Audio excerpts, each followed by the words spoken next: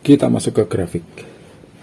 Oke, grafik O2 sensor, STFT, kemudian long term, short term, long term. Oke, ini ada 0,9, 0, 1, ini 45, 0, volt. Dalam volt, ini dalam persen, ada 25%, ini min 25%, ini 0. Ya, sama, long term juga sama. Ini adalah 25% atau lebih ya. Ya, 0. Ini min 25%. Ada plus, ada min. Nah, kasusnya kita ingat seperti tadi ya, terlalu banyak udara. Terlalu banyak udara, harusnya titiknya di sini, karena terlalu banyak udara maka dia cenderung turun, kan? Ya, jadi grafiknya begini. Kurang bensin, mesinnya haus karena terlalu banyak udara. Maka yang tadinya normal, short termnya, maka dia akan bergerak ke atas, bergerak terus gitu ya, bergerak terus ke atas sampai nilai tercapai, sampai ini semprotannya membesar, semprotannya di injektor membesar. Di sini juga bergerak tapi agak lambat, ini lebih eksekusi lebih dulu. Begitu dia naik, ini juga naik tapi lambat ya, karena ini ketiga, gerakan pertama, kedua, ketiga. Oke, begitu ini sampai di titik maksimalnya, dia kembali lagi, naik terus, dia juga naik sampai nilai yang mantap, pas ya, 14,7 banding 1. Begitu oke, komputer sudah oke, mantap, pas segini, maka dia yang di long term ini sebagai memori baseline awal. Jadi 20%, misalkan dia naiknya di sini 20%, misalkan ya, 20%, otomatis di sini baseline-nya 20%. Normalnya harusnya di 0%. 0% normal, tapi ini baseline-nya di 20%. Begitu dia normal, di short term-nya akan kembali ke titik 0 lagi. Ya, diingat-ingat, ini tetap normal. Dan mobil happy merry way, jalan normal, mesin juga normal. Tapi kita akan lihat, kalau ini dibiarkan terus-menerus, maka bisa jadi check engine-nya nyala. Nah, kita akan bahas selanjutnya ya. Oke, jadi seperti ini ya, kondisinya seperti ini, grafiknya, gelombangnya, patternnya seperti ini. Jadi di STFT dia akan kembali ke titik normal, titik 0, lalu akan kembali ke sana. Dan ini normal, dan LT long termnya di atas, bukan di titik 0 ya. Dan mobil berjalan dengan normal, kadang-kadang seperti itu. Nah, sekarang berbeda kasus kalau sudah naik tapi nggak cukup bahan bakarnya, masih tetap di bawah, masih tetap lean, masih tetap kurang, maka dia akan naik terus. Nah, apa yang terjadi kalau melebihi 25%? Ya, STFT-nya melebihi 25%, otomatis check engine-nya nyala. Ya, otomatis check engine-nya nyala. Nah, di sini harus diingat-ingat ya. Sekali lagi kita harus mau membaca ini. Ya, kalau teman-teman bisa mengerti, memahami setelah video ini, teman-teman bisa lihat ulang, pahami lagi cara berpikirnya.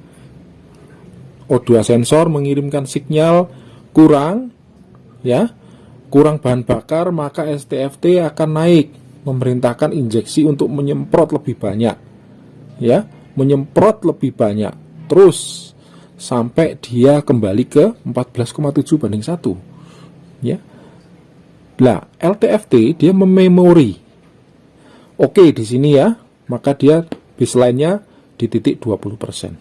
Kalau lebih, maka check engine akan menyala memberitahu kepada kita apa yang terjadi. Nah, kita harus tahu dulu ya patternnya, ciri khasnya seperti ini. Berarti teman-teman sudah harus tahu. Bisa dalam bentuk grafik, bisa dalam bentuk angka, ya. Bisa dalam bentuk angka. Misalkan kalau seperti ini berarti STFT-nya berarti 20%. LT-nya ini sebentar ya. Berarti kita bisa lihat dalam bentuk angka ya. STFT berarti ya, sebenarnya kita bisa lihat dengan angka ya. Kalau tidak mau melihat grafik, kita melihat angkanya di OBD2 ya. OBD2 scanner bisa kelihatan di sana. Ada STFT, ada LTFT ya. Misalkan di sini berarti angka yang terakhir yang bisa kita lihat adalah LTFT-nya di sini. Kalau STFT-nya 0%, lalu LTFT-nya bukan di 0 tapi di 20%. Nah, kita bisa tahu berarti kasusnya seperti ini. Sedangkan O2 sensornya sudah mantap sekali di 4,5 volt. 0,45 ya, bisa jadi 0,45 kalau kita realkan angka seperti ini, maka yang terjadi pasti ada kebocoran atau bahasa kerennya VL atau vacuum leak ya, vacuum leak. Jadi ada kebocoran di situ. Nah, bagaimana dengan check engine kalau nyala? Apa yang terjadi? Nah, kita akan lihat sekarang ya. Kalau nilainya sudah melebihi 25%, biasanya check engine light. Nah, kodenya apa? Kodenya biasanya PO171. PO171 ini ada yang mengartikan memang betul, tapi ada juga mekanik yang mengartikan adalah kerusakan di sensor oksigennya, karena dia membacanya ngawur gitu kan. Nah, kalau teman-teman lalu mengganti, apa yang terjadi? Ya, memang pada awal bisa normal, tapi nanti kembali lagi timbul masalah yang sama dan akan sangat merugikan. Makanya teman-teman bisa baca ini tadi dalam bentuk angka. Jadi kalau teman-teman dalam bentuk angka sudah mengetahui kalau STFT-nya seperti tadi 0%, kemudian long termnya adalah 20% atau lebih ya, lalu O2 sensornya normal ya, O2 sensornya normal, maka dipastikan ini akan ada pasti terjadi kebocoran ya, tidak mungkin O2-nya yang rusak. Jadi jangan sampai teman-teman mengganti, karena ini tidak murah ya. Kalau kita nggak paham ini, bisa jadi teman-teman nurut aja, diganti ya diganti, tapi nanti tidak menyelesaikan masalah. Akan terjadi pengulangan, terjadi check engine light selama beberapa waktu kemudian, dan grafik ini akan terus berlangsung. Ciri khasnya selain check engine light, idle yang naik turun. Bisa jadi pada waktu idle dia naik turun ya, naik turun seperti ini, ngayun ya, itu bisa jadi karena terjadi penyesuaian ini tadi. Pada waktu penyesuaian dia naik turun, begitu sudah pas dia akan stabil lagi. Nah, seperti itu teman-teman ya. Jadi harus dipahami supaya tidak kebobolan. Jadi sudah bisa dibayangkan teman-teman masalah komputernya ya. Jadi kita membayangkan cara kerja ECU, kita bayangkan diri kita ya. Kalau ada kebutuhan untuk minum, dia ngasih tahu, oksigen sensornya ngasih tahu, ini haus. Nah, makanya kita segera ambil tindakan untuk minum.